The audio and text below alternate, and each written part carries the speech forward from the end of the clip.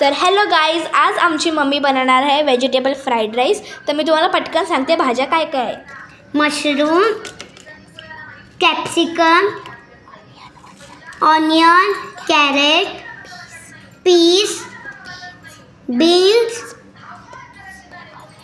Spring onion, tomato.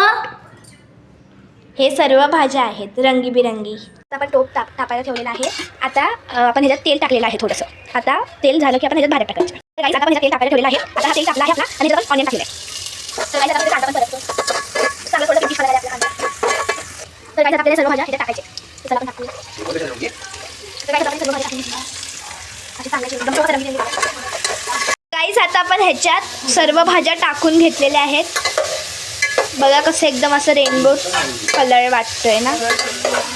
आता आपण ह्याच्यात हळदी टाकायची आहे 2 चमचे. आपण ह्याच्यात मीठ टाकून घ्यायचं आहे चवीनुसार.